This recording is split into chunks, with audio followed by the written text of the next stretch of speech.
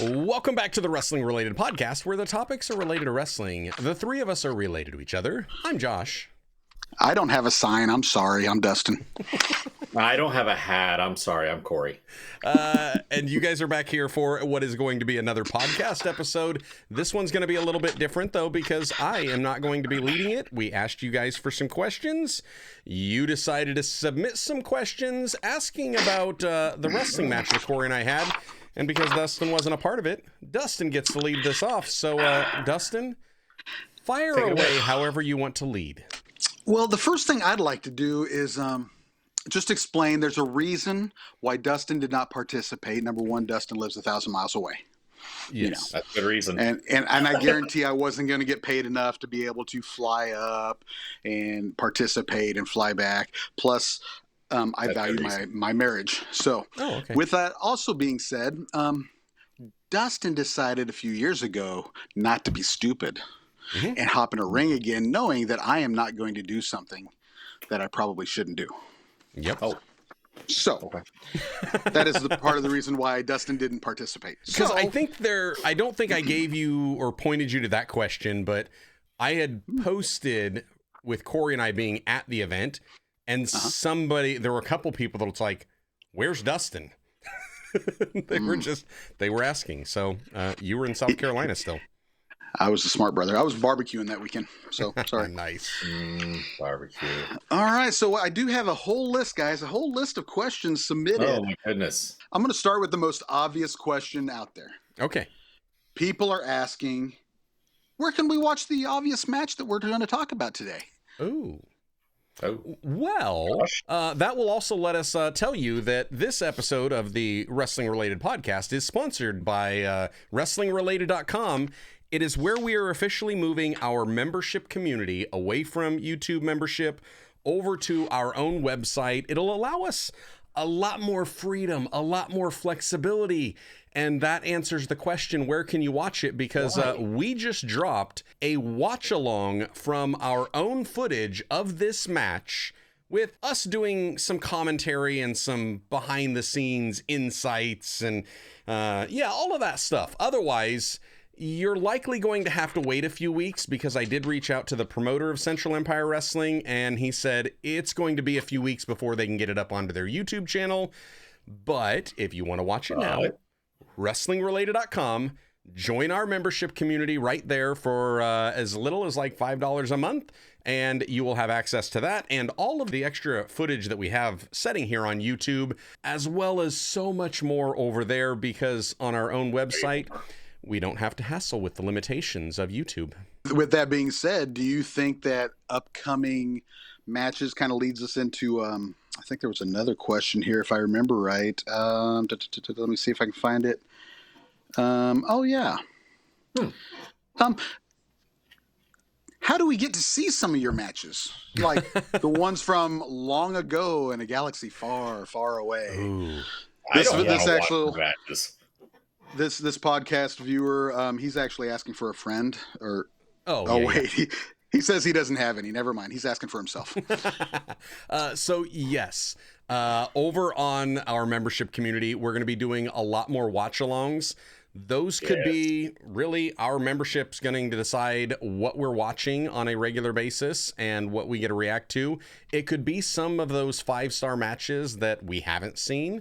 It could also be some of our negative 5-star matches that we actually performed in.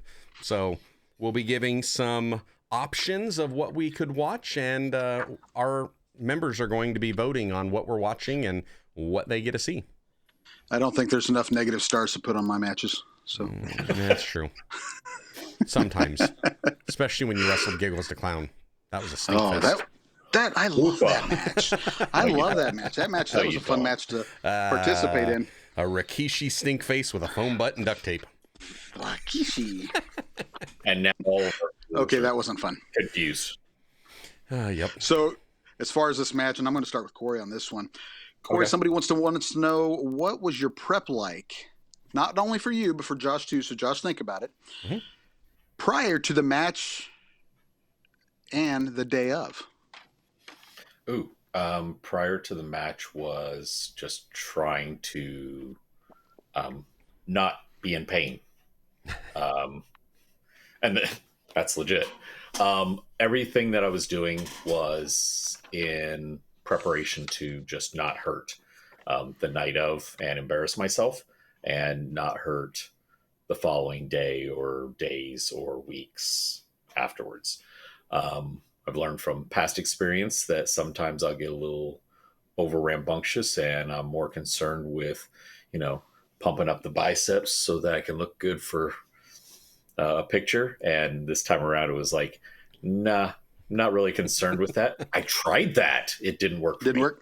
No, and there's a photo of it too. Yeah, it's special. It almost looked normal size.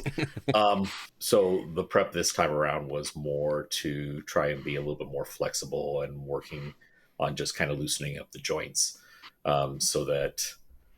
And then also I took a day to go up with a buddy of mine, Matty Starr, still wrestling strong in the Midwest, and he's got a camp of trainees that he's working with, and I made a point of going up with him and getting into a ring and seeing how bad the ring rust was, and I had to knock some dust off of it, and I was tender for a few days, almost a week or so afterwards, but it at least opened my eyes to, okay, this I can do as long as I play it smart and don't try and do anything stupid. Ring rust is a real thing. It's a real thing. It's a legit thing. Thankfully, I was in the ring and very tentatively concerned because it had been over 4 years since I'd even touched a ring. So very tentative in the ring. And after a couple minutes of just walking around trying to feel the ring and the ropes and everything, which was ropes instead of cables, which I'm used to. And Maddie just looked at me and was like, dude, you going to do anything or what? I was like, fine. And so a couple shoulder rolls, a couple bumps, hit the ropes a little bit. And I was like, yeah, okay, I haven't forgot everything. Rely on the muscle memory so that I can do what I need to do and just relax so that I don't tense up too much in the wrong moment and throw something out of whack. So, Josh, how about you? Most of my prep, I started about a month prior, 4 to 6 weeks out, changed up the diet, started eating super clean, started walking on average 5 miles a day. And then about 4 weeks out, started going to the gym, started off just a few days a week. And then 2 weeks before I was going, 3 to 4. The last week I didn't get to the gym much because that prep was all about find the gear, get the packing done, make sure we have all the shirts that are ordered for the merch table, make sure we've got the stickers printed and cut and ready, make sure we've got PayPal and Tap to Pay and Venmo and all of that, not to mention, oh yeah, we've got to get a sales tax permit as well, and all of the things and the stuff on the back end. That prep was most of mine. Yeah. You did more prep on that stuff than the business pretty side. much everybody else did at the show. Probably, yeah, combined. Everybody else is like, I don't know, anybody got cash? Yeah, and that was the other thing. There was like, I don't know if I brought enough change. I was like, if you need some, I got some, because the day of, it was like waking up that morning and running to the bank and making sure that I had the cash in the cash box and yeah, all the things. That was a lot of the prep. But as far as in the ring prep, I wasn't going to do any. We're old and you've got a bump card and there are only so many bumps on that bump card. And I was not going to waste any getting into the ring to knock off what rust was already going to be there. I mean, this is like a 30-year-old pickup truck that's been on gravel and dirt Iowa roads. There's a whole lot of rust, and every time I get out there, it'll knock a little bit more off and probably pick up some more. Fair enough. And that is part of the reason why I did not participate. Yeah. That required that just sounded like too much work for me. Too much work. It was a lot. Yeah. So speaking of that night, somebody wants to know if you guys feel like there was enough people that actually remembered and recognized you from past events, from the fans that were in attendance that day. No, other than the boys from the back that did recognize you. Some of them, I guarantee some of them didn't. But no, other than the boys in the back, I would say nobody.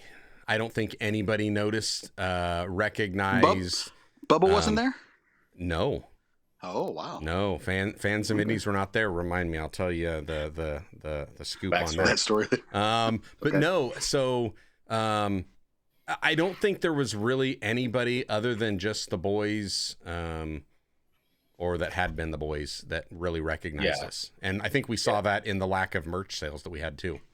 Yeah, our buddy Warren made it down and cheered us on and whatnot, but we consider him one of the boys. He was a referee for a while. He was. So. Yeah, he caught me afterwards, and he's like, "Dude, I was yelling and screaming at you," and I was like, "I was ignoring you."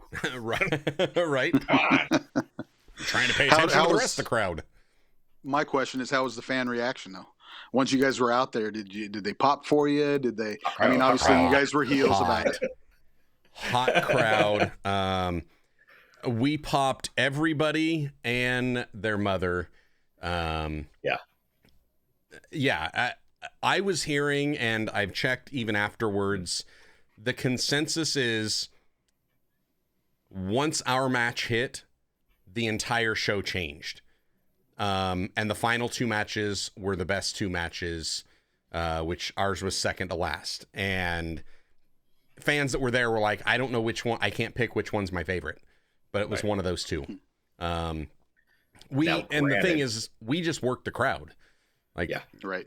Yeah. So that's all it was. I know from talking to others, the in-ring match work, especially on some of the other earlier matches, far superior to ours than ours. But working the crowd, I would doubt that anybody worked the crowd like we did. Granted, the other team, because it was a 4v4, the other team had Brian Ash, who lives in that town, and then the hometown hero, the big name in the Fed was Austin Bayless. And so the second he comes out, then everybody just kind of erupts. But we took it upon ourselves to get as much reaction to compete with his reaction, only on the other side of the spectrum. Yeah. And once we got to the back, I'm looking at our tag team partner, Devin Carter, and I'm like, he's like, man, my throat's a little scratchy. I was like, yeah, you forgot what we do. Yeah. We yell so much, you need a cough drop afterwards. Mm-hmm. I got to church the next morning and they're like, wow, you must have had a good night. And I was like, I'll make it through. It's just like, yeah, it was good. But yeah, nobody remembered us before the match. Everybody will remember us after the match. Yeah. There you go. And that's what That's what matters. You want them to remember you. Yep. And that's indie wrestling. Most of the time you wind up at a place where, maybe 10% of the people have seen you before and the rest are there fresh, and you just start all over. Well, and I actually got a chance to watch the match. And I will say this, that from a match standpoint, where you break down a match, especially from an indie scene, you have to be you got to understand that these people that are in the audience, they're not seeing you week after week after week after week. So your job is, from the time you hit that curtain, you have to start telling your story. Whether you told it last week, whether you told it 2 days ago in another city, it doesn't matter. Yeah, you tell your story all over again. And the fact that when you guys came out, I will say, you started telling that story from when Devin Carter first walked out to the wrong music. 5 seconds. And then all of a sudden it's like, wait, this isn't my music. And then all of a sudden it's like, there's the story. Yeah. There's the people that you don't want to like. We knew that right from Josh's entrance, and I'll leave that at that. You guys can log in, be a member, and see what Josh's entrance was. It is very memorable. Memorable. My only issue was between him and Devin Carter, and I'm coming up on the end, these guys were just milking it. The crowd was hot, but they were milking it. And I'm like, oh my gosh, I'm just standing back here. Somebody move. Let's go. Corey forgot the number one rule of wrestling. Slow down. Yeah.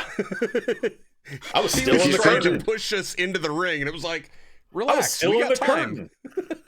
If you think you're going too slow, slow down some more. Yeah. Come on.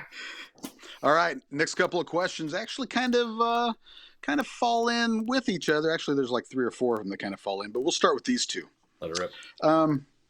What moves did you give or take that were the best to give or best to take from your opponents during the match? And the second part, if you could change or go back and change one thing about that match, what would it be? Hey, I took a great bulldog, in my opinion. You did. That was from nice. Austin. When he told me, like, I'm used to somebody giving me a bulldog, like Devin Carter back when he and I feuded, and he just grabbed my head, went running, and jumped. All I had to do was hold on to him, and then he drugged me into the bulldog. Austin, on the other hand, is a little heavier than Devin, and Austin said, okay, so as soon as I like hit the clothesline and turn it into the bulldog, just grab underneath my, legs and hip, and then just chuck me out there. Like, I ain't chucking you, Austin. I don't know how this is going to happen, and there's a lot of surface area to grab a hold of. But it looked good. But it looked good. It did. So that was fun. And the only thing I would change is I would not have done the one move that I hate the most, and instead I would have done the stupid Triple H just jump off for like a double axe handle and eat a boot. That would have been much smarter. Unfortunately, I reverted back to muscle memory and just called what I always call. And wrong call. Which is the move you don't like. Yep. 17 years later, wrong call. But here's the thing. Nobody else called it. You called it. Yeah. You called the one move you hate. Exactly. Yeah. Why? Muscle memory. Like that's it. You revert back to your instincts, back to your training. And that's what I did. That was the hope spot that I always called. When we needed a hope spot, I call that hope spot. And oops. How about you, Corey? I took a flying burrito from Latin Thunder, and he's like, okay, I'm gonna hit you with the flying burrito at this point. I was like, cool. So Manny Fernandez, he's like, yes, Manny Fernandez. Like, the raging bull actually knows. And it was sweet. It was easy. Yeah. As far as giving, I hit or one that I wouldn't would have done differently. Yeah, one that you would have changed. Somebody called for me to do a leg drop. I don't do leg drops. I've never done a leg drop. And I was like, why is that? And why is that? I was like, because I drop elbows. Why would I drop a leg drop? Leg drops hurt. And the other reason is because ever since Corey was born, Corey has no butt. No butt. So if you have no butt and you're landing on your butt, it's no bueno. It's very bad. No. That would hurt. Yeah. No. I fell on my tuchus once and bruised my tailbone. I don't want to do that. So. Well, I can say that, from even back when I did it several years ago and was really stupid, I will say that when you're in the moment, and I'm going to defend Josh a little bit, very little, but when you're in the moment and you're in the ring, and especially if it's a hot crowd. Now, unfortunately, my crowd that I was in that I got hurt was not a hot crowd. It was kind of lame.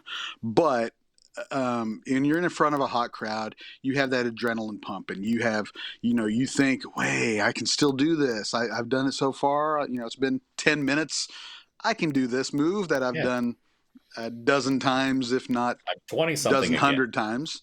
Yeah, and the problem leads us into the next question: when that adrenaline wears off, guys, what injuries, soreness, or bruises did you guys have?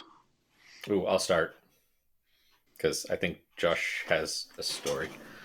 So, I have no idea what happened or when it transpired.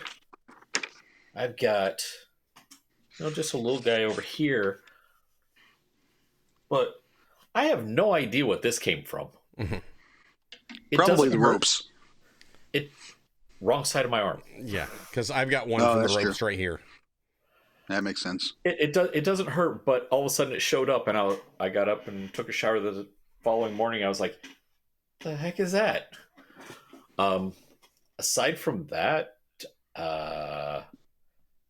yeah, off of something as simple as a tie-up. Somebody tied up in such a way that I have bruises on the end of my shoulder. like they were trying to tomahawk my arm off. It's just hey, we're buddies now. Let's be careful. Josh. Yeah, I got a bruise here. Yeah, to give you guys a little bit of an update, because you're finding this out along with them. I went and saw my doctor today and had an X-ray done, and the result that just came through about an hour ago says it presents a possibility of superior end plate compression fracture at the L2. Huh. Speaking of leg drops, I have not heard back from her what we're doing. But it does recommend in here that looks like I'm going to have to get an MRI done to figure out what. Exactly. But I went into the doctor and they asked how tall I am. And I was like, well, I think I'm supposed to be 6 foot, but I feel like I'm 5'10" right now. And then I read this and it does say there is visible loss of height in the L1, L2, and L4, L5. So, yeah, that's doing leg drops off the rope when I'm this old. I should not do that. But mostly just pain management has been the last several days. Lots of pain management. Yeah. And that's funny. Going in, there's a common theme of these questions that everybody's wanting to know. And speaking of that, how many ice packs were involved in your recovery time? Josh. Yeah, a really big one. Almost immediately upon getting in the back, after Corey and Terry carried me to the back because I could not walk, at least not walk unassisted. Ice pack then, and then when I got home, another ice pack. All day Monday, all day Tuesday. Today's Wednesday. Yeah, a little bit more. Probably, I don't know, anywhere between 4 and 6 ice packs for about a half hour each time per day. Try to get the swelling down. There's a lot of swelling, a lot of bruising. Mm-hmm. So that's what the ice is for too. Yep. So try to get that down, but I had to get the swelling down because otherwise it's like, what's the point of trying to get an X-ray? They won't see it without it. You won't see it. So yeah, that's Corey. How about you? Lots of them. Ice packs. Surprisingly, no ice packs. The drive home was worse than the match, because all the adrenaline and all that movement and bumping. An hour and a half in the car, seated like this. By the time I got home, it was like, I have to open back up and then bed, and the next day just took it super easy and didn't even need aspirin. I was good. Nice. So I have a quick question. There were some celebrities, some famous wrestlers that were on hand there. Yep. Talk to me about them. Talk to me about what were they like? The interaction. I'm sure some of our viewers would want to know, what was The Godfather like? What was Masha Slamovich, Frankie Kazarian, all of them? did not get a chance to interact with Masha. I don't even know if she was there when we got there, but by the time we were sitting at the table, didn't really get a chance to see her until she was getting ready to take off. The TNA guys, they said, were getting there late because they had a show in Minneapolis the night before. So they got there about bell time. So that would have been Masha and Frankie Kazarian and, what's his name? The other half of the Vaudevillains, not Simon Gotch, but yeah, Matt. You'll Renaud think of it or whatever. Yeah. So those three, they got there a little bit late. We didn't get much interaction. I shook the hand of Frankie Kazarian, and the other one, and just that was about it. But yeah, Masha didn't see her. Saw her in passing at one point. And that was it. Frankie was running in just a little bit late, and he was just like, hey, running around, introducing himself to everybody, and just like he had stuff on his mind. He was like he didn't have enough time to do what he needed to do. Yep. But got to listen to him and his opponent after the fact, and they were like patting each other on the back about some different spots and things that they did. So from what I hear, it went great. I think the two that we had the most interaction with was maybe the Godfather, who sat at the next table in the locker room, and then Christy Hemme.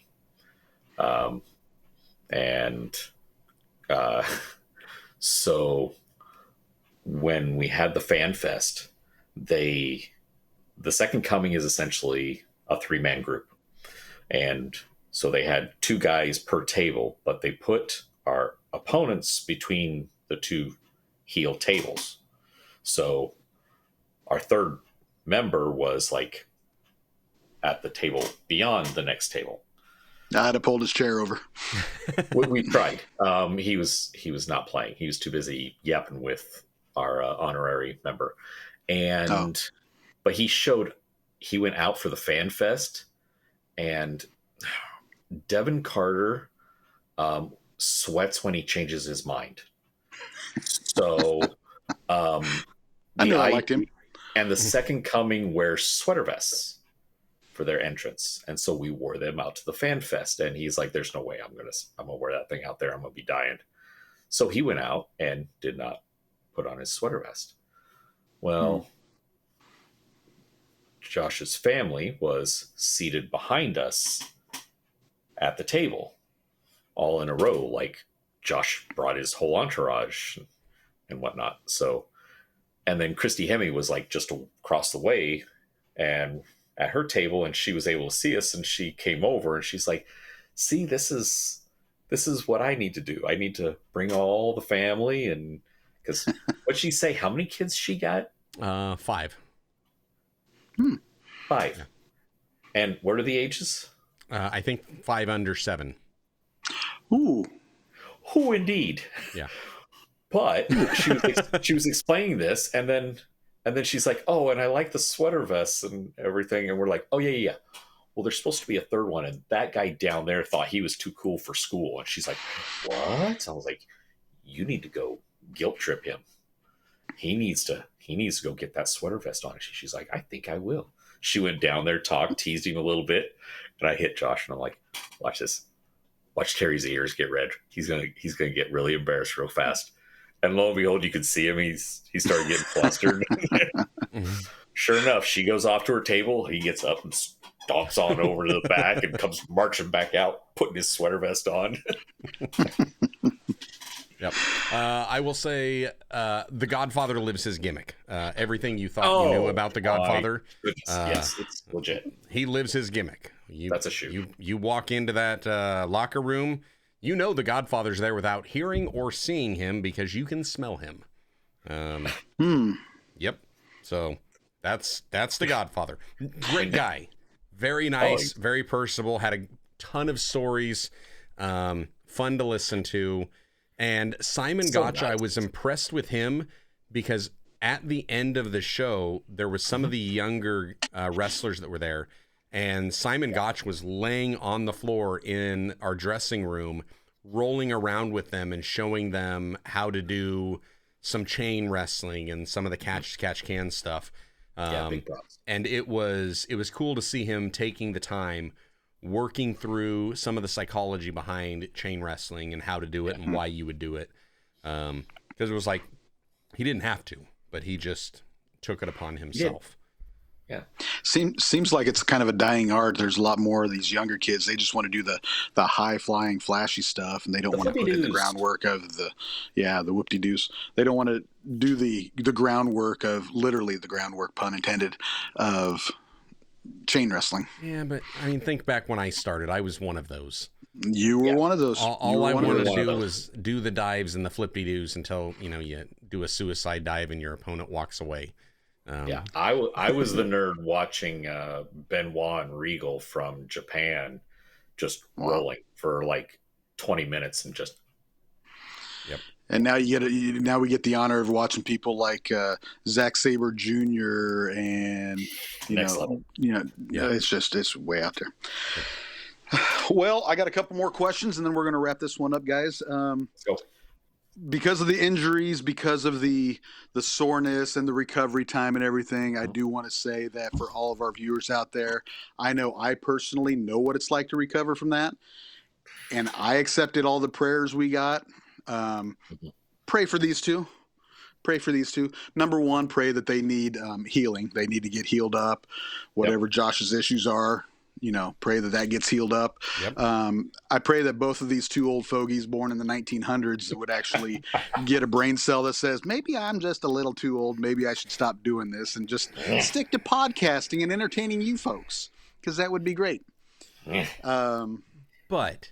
But do you really think you saw that match? You saw how I finished that match. I didn't see you finish that match. I can go out that way? I didn't see you finish that match. Exactly. That's right. Do you think I can go out that way with that being my last match? Probably not. There's got to be a battle royal around here somewhere. Choke, kick, punch, jump over the top rope, you're done. But speaking of prayer, there was a question on here from one of our viewers. From a personal standpoint with you guys in Christ, what led you and your families to Christ, guys? Grandpa and Grandma. And mostly Grandpa getting it started, which I guess he's also the reason that I got into wrestling, if we go back far enough, because it was going over there and watching WCW on his satellite, because we couldn't get it at home. So because it was on satellite, I don't know why, but I just thought about this the other day. Because it was on satellite, it seemed more special, because it was like, not everybody could watch this. This is this little nugget that only we get to see. Nobody else knows about Sting. It was. We're talking satellite before Dish Network, before TV. We're talking a big, huge satellite dish on the Prius would sit inside the satellite dish. It was so big. But those Grandpa and Grandma, found in the church that I now pastor, and just living that life of faith and setting an example of good times, bad times, all the times. Yeah. Put your faith in Christ, and you get through with a joy that just can't be explained. Yeah. Same thing, Gory? Pretty similar? Very similar. For me, it's always been there. It's always been a part of who I am.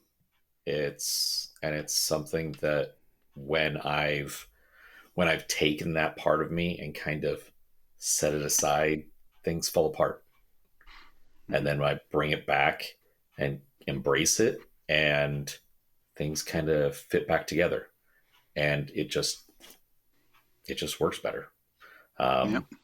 And believe me, I've put it on the shelf and done my own thing for a while, and things went off the rails. And I didn't come back soon enough. But when I do, then it's like, oh, this feels home. Yeah. And this is one of those questions that I can actually answer, because For me, it was very similar to Josh and Corey. My grandparents, our grandparents, and then Grandpa passed away, and Grandma kept going. And for me, it was a situation kind of like Corey. I kind of backed off a little bit. I wasn't really diving into it, and then I still remember this to this day. One Saturday night, I go down to visit my grandmother, and Grandma says, "Dustin, you need to come to church with me tomorrow." And I said, "Why is that?"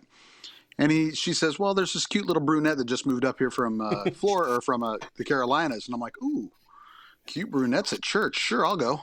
And I went to church, and about a year later, not a little less than a year later, when I asked her out, and she says, "Well, yeah, but you got to help me out at church." And, we started doing some Bible studies, and all of a sudden I realized that the Bible studies were the main focus. And Danielle was right close behind it. And long story short, next year we're celebrating 25 years. So, yay. Congrats. So the last question, guys, and I'll answer this one as well, and I will start 42 with this one. The question is there going to be another match? Oh, Corey answered 42. There's going to be 42 matches? Okay. I'll say there's absolutely 0 for me. So 42 for Corey. Yeah, I think, granted, I have to wait and see what's going on with my body. Yes. Because there's always that. And then prayer, and obviously then talking it over with my wife. But if I don't get another one match, of those checks in my spirit that it's like, no, I can't do this and I shouldn't do this. And if my wife's good with it, then I have every intention of dropping about 30 pounds, getting in a better shape so my body can take a little bit more, and try to go back for at least one other match. And ideally like a 6-man, 8-man tag, something like that, just to kind of redeem myself so I can actually finish the match.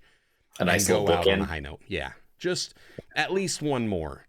But at this going rate, it'll be in 4 years. So we'll see you in 2029. No, and to be quite honest, I don't know that I could just say never again. So it's pro wrestling. Never say never. It was just a couple days ago that I had a coworker go, "So what's this wrestling thing going on?" I was like, "Oh, you see something on Facebook or whatnot?" She's like, "Yeah, it was all over the place." "Oh, okay." Yep. "Well, I used to do this." She's like, "What?" Really? Yeah. So, yep. And I will say the good part about it is, whether you guys are back in the ring or not, the fact is we're still involved with wrestling and wrestling related right here. I'm going to throw it back to Josh now. My hosting job is done. Yep. So, yeah, that's what we've got as far as our recap of what happened at the show. What happened with that. For all of you that were asking and submitting questions, appreciate that. We're going to keep doing some of these podcast episodes every now and then where it can be just a random Q&A, kind of ask us anything. We may have a topic that we want to talk about here and there. If you want to check out the match, just a reminder, head on over to wrestlingrelated.com. You can sign up to be part of our membership community over there and see us doing a little bit of watch along to the Iowa Legends showcase match, whatever it was. And see what transpired with me in that leg drop. And I guess until the next video, stay blessed and we'll catch you then.